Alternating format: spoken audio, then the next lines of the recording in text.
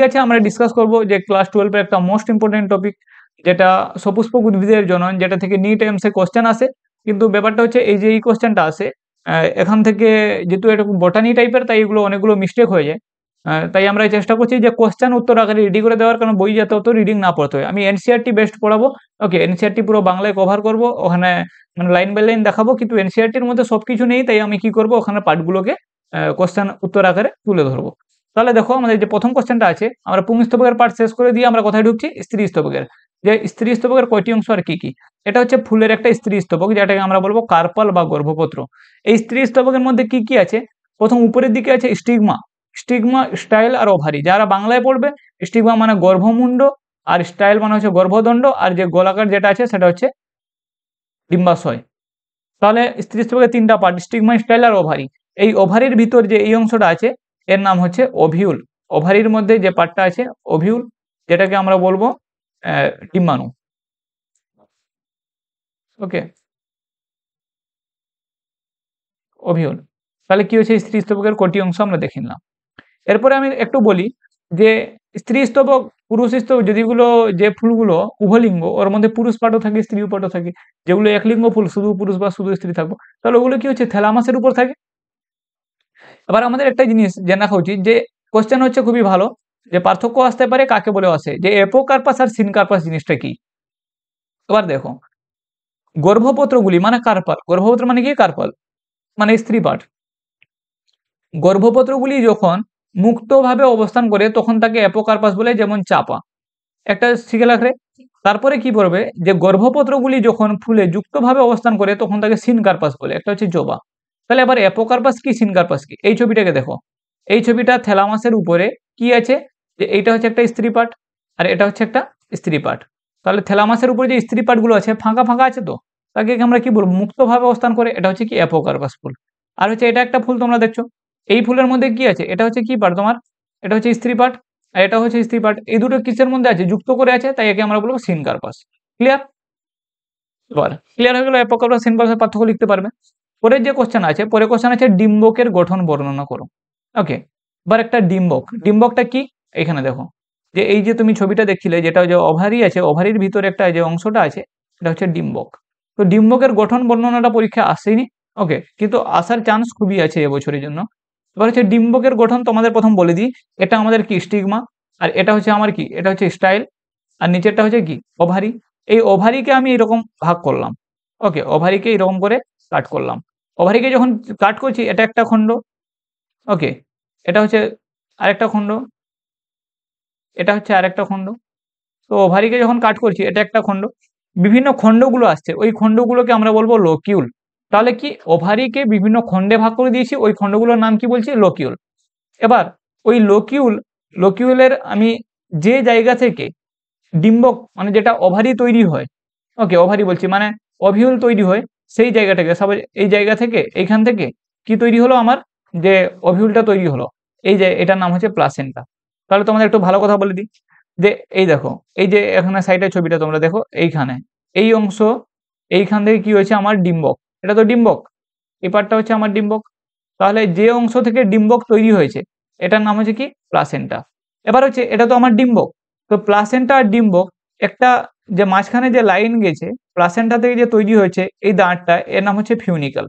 আর হচ্ছে যেখান থেকে ডিম্বক শুরু হয়েছে, এই যে বিন্দুটা ফিউনিকাল থেকে যে ডিম্বক তৈরি, এই যে পয়েন্টটা, এই পয়েন্টটার নাম হচ্ছে কি, হাইলাম।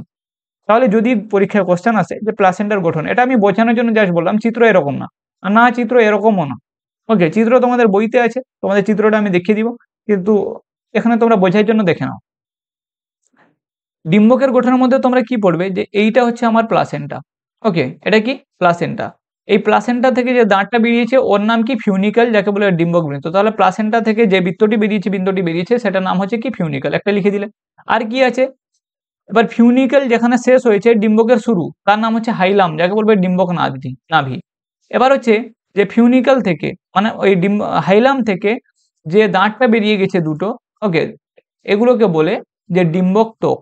দুটো ত্বক আছে, বাইরের দিকে যেটা থাকে ওটা হচ্ছে বহিঃস্থক, আর ভিতরের দিকে যে ত্বকটা থাকে সেটা হচ্ছে অন্তঃস্থক। ওকে, আর এই প্রান্তটাকে বলে, দুটো প্রান্ত থাকে, এই যে এই প্রান্তটাকে বলে চালজা, এই প্রান্তটাকে বলে কি, চালজা প্রান্ত। আর যে প্রান্ত ফাঁকা থাকে, যেখান থেকে আমার যে পরাগরেণু এসে ঢুকবে, এই প্রান্তকে বলছে মাইক্রোপাইল বা ডিম্বকরন্ধ্র। ওকে, তাহলে এই প্রান্তটার নাম কি বললাম? চালজা। আর এই প্রান্তটার নাম কি বললাম? ডিম্বকরন্ধ্র, মাইক্রোপাইল। ভিতরের দিকে কি থাকে? ভিতরের দিকে যে কোষ থাকে, সেই কোষটার নাম হচ্ছে এমব্রায়োসেক বা ভ্রূণস্থলী। ওকে, মানে একে বলে ভ্রূণস্থলী। মানে সরি, মানে এই যে ভিতরে যে মালমেটাল যা থাকে, যেসব কোষগুলো এগুলো এতে যা কোষগুলো থাকে, এর নাম হচ্ছে নিউসেলাস। ওকে, ওর নাম কি? ওই কোষগুলোর নাম হচ্ছে নিউসেলাস। আর ওইখান থেকে একটা কোষ, ওকে, যার মধ্যে যে আমার যে অভাম ডিম্বাণুটা তৈরি হবে, ওটার নাম কি হচ্ছে? এমব্রায়োসেক। ওকে, তাহলে তোমরা ব্যাপারটা ক্লিয়ার? এবার যারা এখনো ক্লিয়ার হয়নি, তারা এখানে নিচের দিকে দেখে নাও।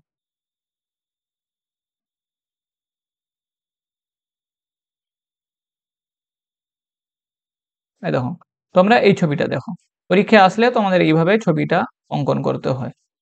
ওকে, এখন থেকে প্র্যাকটিস করে রাখবে। তাহলে দেখো কি কি জিনিসটা আছে। তাহলে এখানে আমাদের আছে, প্রথম হচ্ছে ডিম্বক বৃন্ত, হাইলাম। যে বৃন্তের সাহায্যে ডিম্বক অমরা, যেটাকে প্লাসেন্টার সাথে যুক্ত থাকে, তাকে বলবো ডিম্বক বৃন্ত। দেখো ডিম্বক বৃন্ত কোনটা, কোথায় খুঁজে নাও। এটা ডিম্বক নাভি দিয়েছে। ওকে, ডিম্বক বৃন্তি মানে ফিউনিকাল, মানে এই যে এইখান থেকে যে পার্টটা বেরিয়েছিল, এটা হচ্ছে কি? ফিউনিকাল ডিম্বক বৃন্ত। তারপর হচ্ছে হাইলাম, ডিম্বকের সাথে ডিম্বকের মূলের সংযোগকে, একে বলে ডিম্বক নাভি। দেখো এই পার্টটাকে এখানে গোল করে দিলে এটাকে বলবো কি? হাইলাম। তারপরে কি আছে? চালজা, মানে ডিম্বক মূল। ডিম্বকের যে অংশ ডিম্বক ত্বক উৎপন্ন হয়, তাকে বলবো ডিম্বক মূল। তাহলে দেখো এইখান থেকে এই যে এই পার্টটা এখানে এরা এখানে দিয়েছে, মানে এই যে এই পুরো পার্টটা এইখান থেকে এই পার্টটার নাম হচ্ছে কি? ডিম্বক মূল বা চালজা। তারপরে কি আছে? ইন্টেগুমেন্ট বা ডিম্বক ত্বক। তাহলে ডিম্বকের দুটি আবরণীকে ডিম্বক ত্বক বলে। একেবারে বাইরেরটাকে বলছে বহিস্তক, আর ভিতরেরটাকে বলছে কি? অন্তস্তক। তাহলে এইটা হচ্ছে একটা বাইরের লেয়ার, এটা এগুলো হচ্ছে ডিম্বক ত্বক। বাইরেটাকে বলবো বহিস্তক, আর ভিতরে যে এইটা আছে এটাকে বলবো অন্তস্তক। ক্লিয়ার? তারপরে আছে কি? মাইক্রোপাইল বা ডিম্বকরন্ধ্র। 5 নম্বর, মাইক্রোপাইল মানে হচ্ছে এই যে এই ফাঁকা স্থানটাকে, এটাকে বলছে ডিম্বক রন্ধ্র। ক্লিয়ার? তাহলে ডিম্বক ত্বককে সম্পূর্ণভাবে ঢেকে রাখে, কিন্তু একটা ছোট জায়গায় খোলা থাকে, যার মাধ্যমে পুংরেণু এসে ঢুকতে পারবো, তাকে বলবো ডিম্বক রেণু। তারপরে হচ্ছে নিউসেলাস বা ভ্রূণপোষক। ওটা কি? ডিম্বকের ভ্রূণাস্থলীকে বেষ্টন করে যে কলা থাকে, এটা হচ্ছে ভ্রূণাস্থলী। এই পার্টটা, এই যে এই পার্টটার নাম হচ্ছে কি? ভ্রূণাস্থলী। একে বেষ্টন করে যে ইয়েলো কালারের যে কলাগুলো আছে, একে বলবো মানে নিউসেলাস। ওকে, এই যে এই ইয়েলো গুলোকে, ওকে, ভ্রূণপোষক।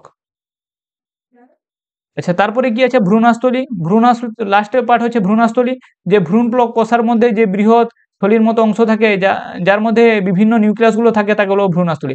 তোমাদের একটা কথা বলে দিই, এখন বলবো। টোটাল হচ্ছে এর মধ্যে 8টা নিউক্লিয়াস থাকে। টোটাল কটা নিউক্লিয়াস থাকে? এই যে তোমাদের এই যে ভ্রূণাস্থলী, যেটাকে এইটা, এই যে এই পার্টটা আমি যেটা মার্ক করে দিচ্ছি, এই পার্টটার মধ্যে কটা নিউক্লিয়াস? 8টা। ওকে, 3টাকে বলবো মানে একটা ডিম্বাণু থাকে, তার সাথে সিনার্জিড থাকে, আর একটা হচ্ছে অ্যান্টিপোডাল সেল থাকে, 3টা। আর হচ্ছে দুটো মাঝখানে যেটা থাকে, ওটা হচ্ছে নিউক্লিয়াস, নির্ণীত নিউক্লিয়াস। ওগুলো তোমরা পরে দেখবে। ওকে, এক ধারা থেকে করিয়ে যাচ্ছি। তোমরা যদি বুঝতে পারছো খুব ভালো, না বুঝতে পারলে আরো ভালো। ওকে, তাহলে দেখো, তোমাদের আমি এখানে বলে দিই ব্যাপারটা। তোমার এটা ক্লিয়ার হয়ে গেল? এবারে যে স্ত্রীলিঙ্গ ধরের, এটা একটা ইম্পর্টেন্ট কোশ্চেন তোমাদের বোর্ডের জন্য। স্ত্রীলিঙ্গ ধরের উৎপত্তি, যেটাকে বলে গ্যামেটোজেনেসিস। ওকে, মেগা গ্যামেটোজেনেসিস। তাহলে দেখো, এইটা তোমার সাপোজ ফিউনিকল। ওকে, এই পার্টটা হচ্ছে তোমার হাইলাম, আর এই পার্টটা হচ্ছে তোমার চালজা। এই পার্টটা ফাঁকা আছে, এটা হচ্ছে মাইক্রোপাইল। ক্লিয়ার? এবার এই মাইক্রোপাইলের মধ্যে ভিতরে তোমার কি আছে? এটা হচ্ছে নিউসেলাস, যেটা হচ্ছে ডিপ্লয়েড কোষ। এই নিউক্লিয়াসের যে এতগুলো কোষ আছে, যে কোনো একটা কোষ, আমি এই কোষটাকে মার্ক করলাম। ওকে, নিউক্লিয়াসের মধ্যে যে কোনো একটা কোষ, সে কি করবে?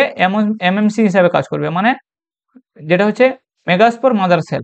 ওকে, তো মেগাস্পোর মাদার সেল যে কোনো একটি, সবগুলো না, যে কোনো একটি কোষ। ওখানে যেমন পুংরেণুর ক্ষেত্রে স্পোরোজেনাস টিস্যু ছিল, এখানে ওইরকম হচ্ছে মেগাস্পোর মাদার সেল। যে কোনো একটি কি করবে? সে নিজেকে এমএমসি হিসাবে গণ্য করবে, যেটা ডিপ্লয়েড। সে বেচারা কি করবে? মিওসিস করবে। মিওসিস করে সে 4টা মেগাস্পোর গঠন করবে, স্ত্রী রেণু। মেগাস্পোর মানে কি? স্ত্রী রেণু। তাহলে কি একটা মেগাস্পোর মাদার সেল থেকে মিওসিস বিভাজন প্রক্রিয়ায় 4টা মেগাস্পোর তৈরি হচ্ছে। ওকে, এবার যে 4টা মেগাস্পোর, এই যে বেচারা 4টা যে তৈরি হলো, এই যে 4টা তৈরি হলো, এই 4টার মধ্যে খাদ্যের অভাবের জন্য 3টা মরে যায়, নষ্ট হয়ে যায়। এমব্রায়োসে কত পুষ্টি দিতে পারবেন? তখন এই 4টার মধ্যে, তাহলে কি লিখলাম? এই যে 4টার মধ্যে 3টা নষ্ট হয়ে যায়। 3টা নষ্ট হলে কি একটা মেগাস্পোর, যেটাকে আমি বলছি কাজের মেগাস্পোর, যেটা আমার কাজ করবে, সে বেচারা কি করবে? মাইটোসিস বিভাজন করবে।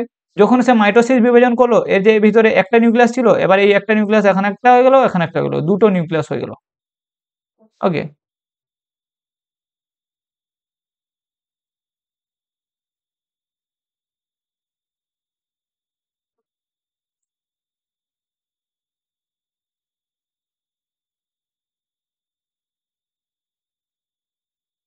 তো ওয়েট করো।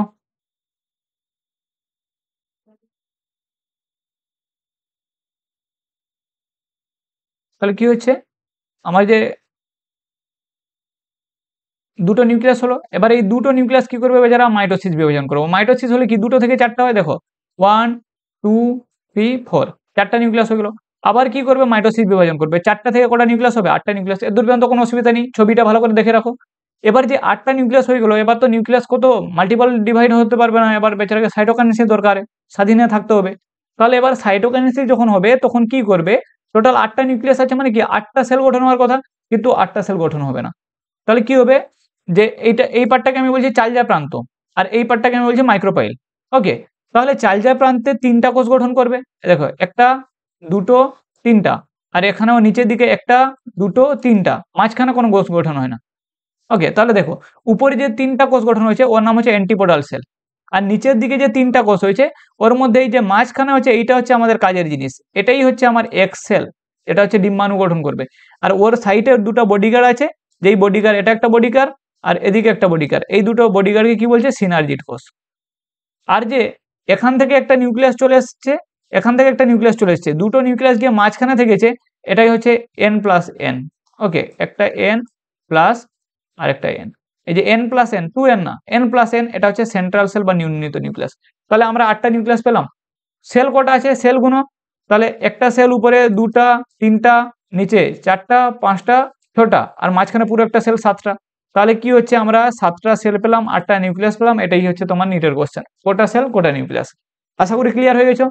তাহলে কি শিখলাম, ওখান থেকে চারটা রেণু তৈরি হতে পারে পুং রেণুর ক্ষেত্রে, কিন্তু স্থির রেণু চারটা তৈরি হবে, চারটার মধ্যে তিনটা নষ্ট হয়ে যাবে, একটা কি করবে বেচারা, এত কাজ করবে। ক্লিয়ার, তাহলে তোমরা ছবিটা দেখে নাও। ওকে, কোনো অসুবিধা হবে না আশা করি।